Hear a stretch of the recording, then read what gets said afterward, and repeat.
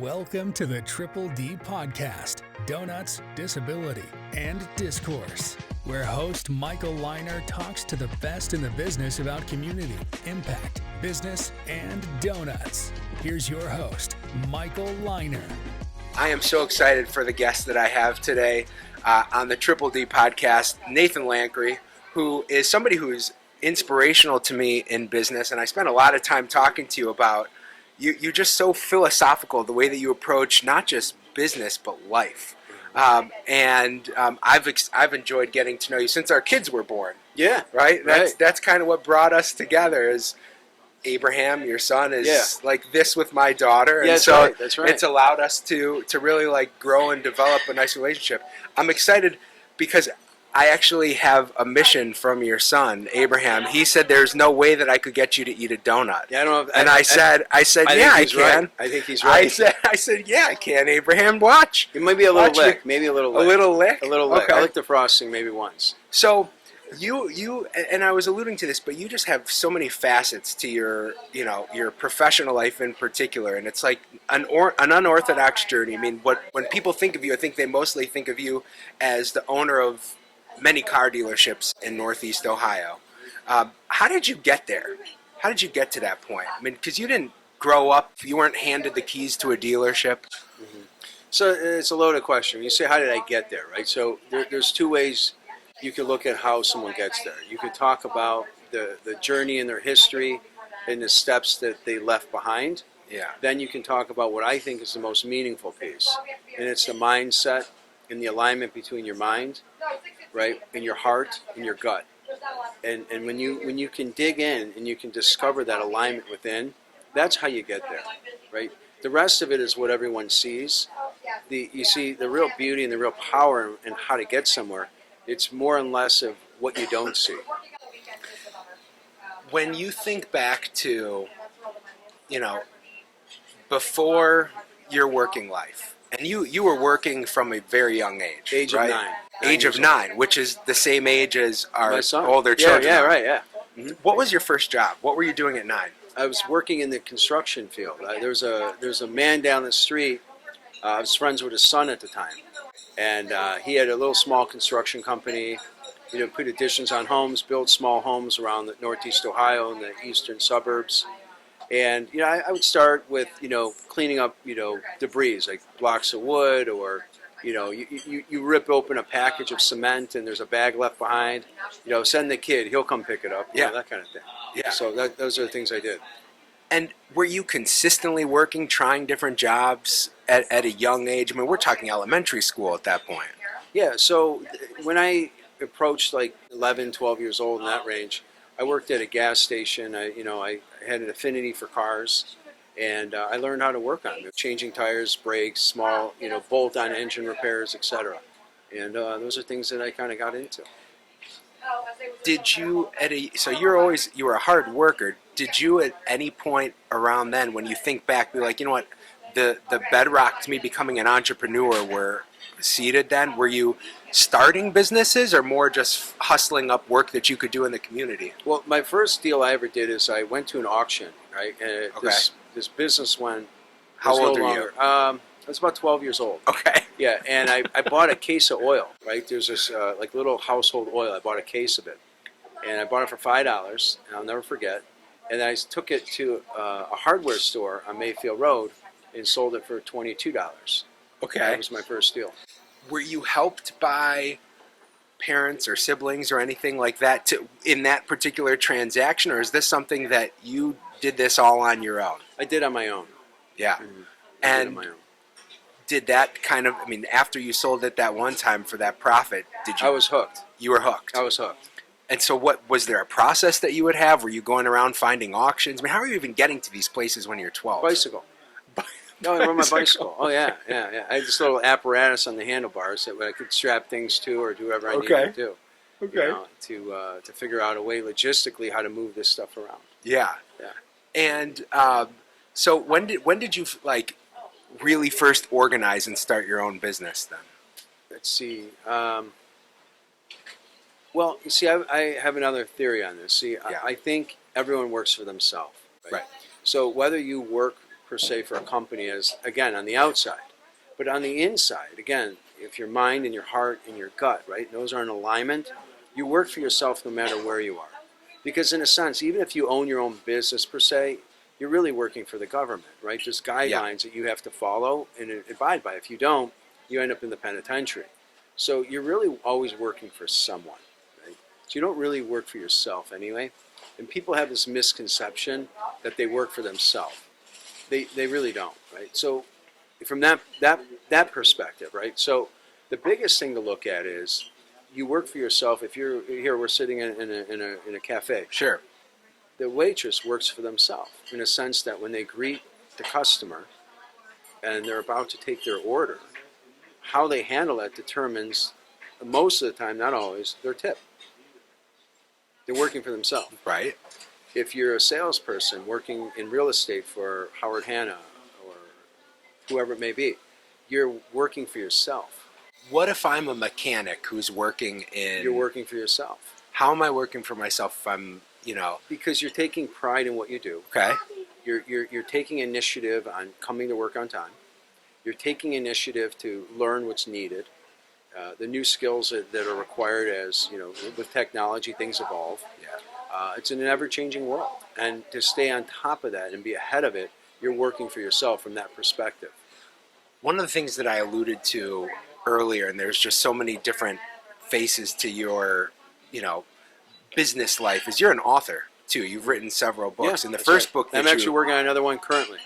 What that one I cannot disclose until it's cannot completed. disclose, but you've published But stay multiple tuned. books. That's I'll right. stay tuned. I'll make sure I get one of the first you copies. get one of the first copies. I always of get an course. early copy. Yeah, you do. And not only do I read it, I also listen to you when you do the book on tape version. Well, I'll do that as well. Thank you. There will be a recorded Thank version you. of that book as well.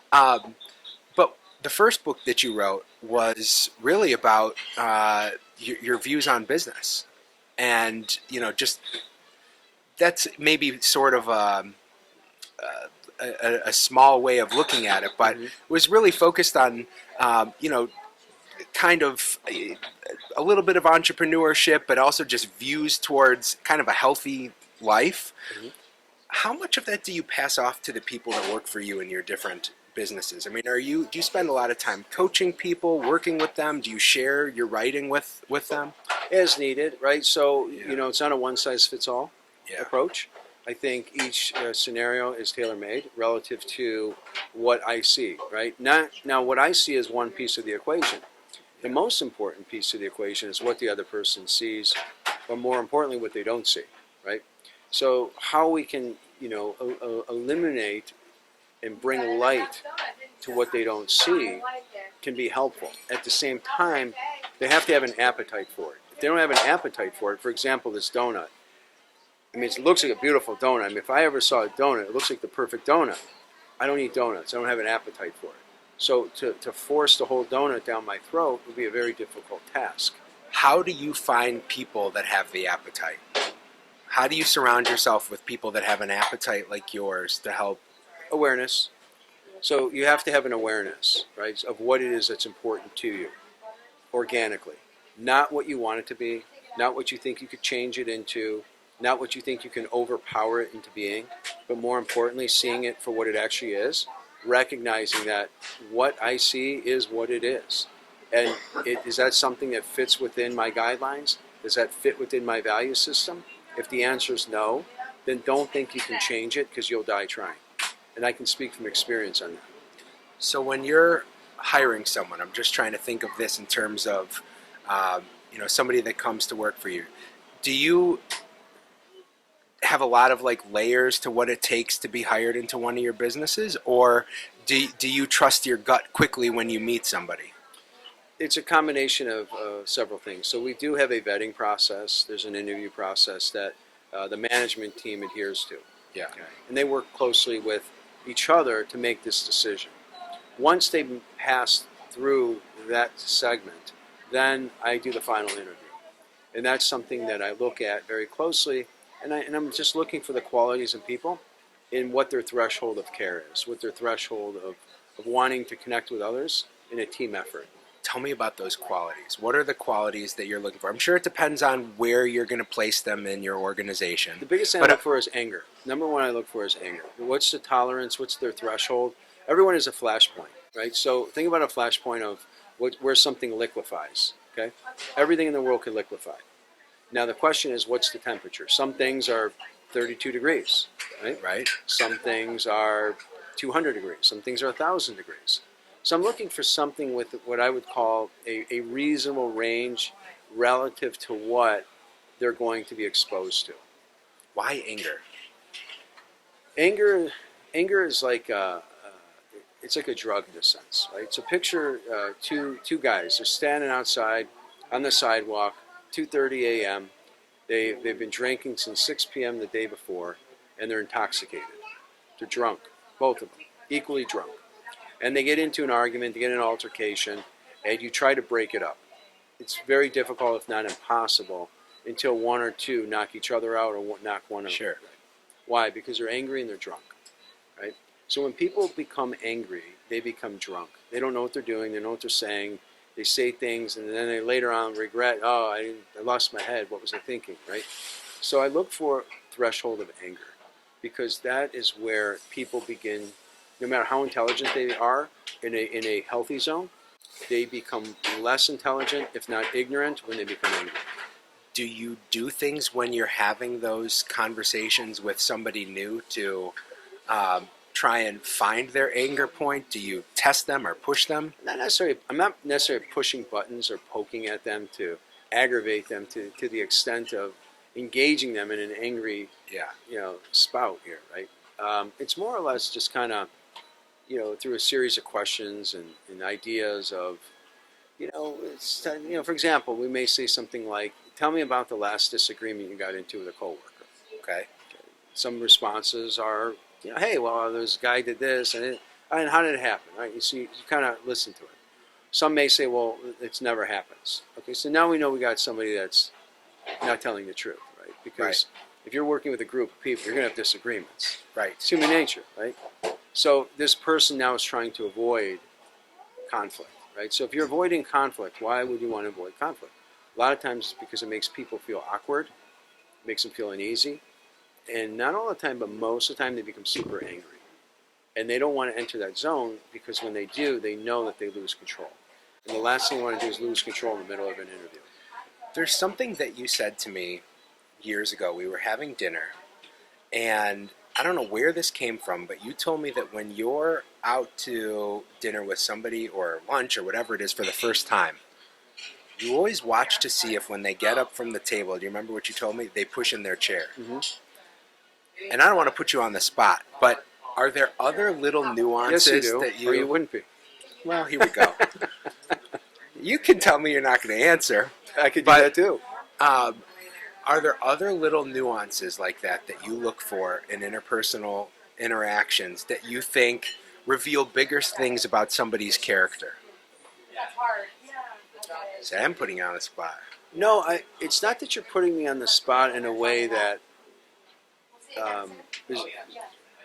is uncomfortable. It's you're asking a question, and I want to be very clear on how I answer it. Okay. Because I want to make sure that it's clearly understood, right? What are some of these things, right? Yeah. So we'll use the example of pushing in the chair, right? Pushing in the chair it's a symbol of respect. Respect. Right? It's respect for the people you're with. It's respect for the restaurant, right? It's respect for the people that are walking by. Yeah. But the biggest piece is it's the self-respect of, are you just bouncing off of life, aimlessly reacting to your desire, or are you thoughtful on how you're going to soothe that desire? Exactly. So in other words, are you mindful of what's around you, or are you not mindful? So what you're asking is, are there things that I do or things that I observe to recognize whether somebody's more mindful than what's in their immediate impulse? And there are things. There's a lot of things, right? The list goes on. I don't think this podcast can be long enough, right, to do that. But if you just... We can get more donuts. Yeah, we'll get a dozen, right? We can eat our way through Yeah, them while you tell me. So what I would say to you and anyone that's listening, not so much in the detail what I do, but it's more or less being aware of your own value system, being aware of what's important to you, being aware of what you see as a model of what is a respectful individual. Yeah. And then recognizing the things that they do, if they fit within that mold or not, or if they color inside those lines or not. That would be the way I'd answer that question, in a way that tailor make your own guidelines rather than piggybacking off of mine. We've already talked about how you're an author, and one thing that I know about you is that you're also a voracious reader as well. And, you know, you clearly consume the world around you and take in the things that are happening, and you're very aware of your surroundings. You already mentioned that. Are there a few books, though, that you think about when, and maybe that you've reread a few times, that you think have kind of helped shape your thought process? They all have shaped my thought process, right? So I can't say that one or none. It's like a mosaic. You move one piece, you change the whole picture, Yeah. right? So I think each and every one has a weighted value. I can't quantify which one has a greater or less than, because they all play a major part in self-development. Got it. Well, I do want to respect your time. I appreciate you coming here and talking to me. I always enjoy it.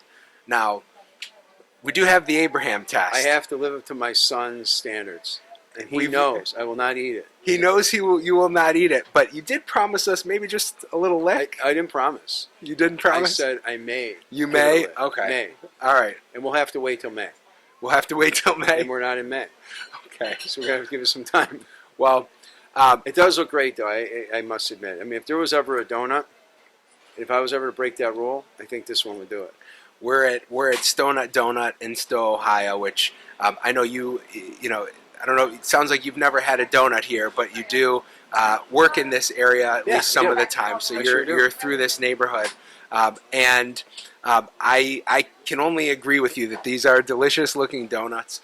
But again, I'm just so appreciative of you coming and spending your time with us. Course. And I look forward to all your insights in the future as well. Yeah. So thank you. Thank you, Nathan. You got it, my friend. Yeah.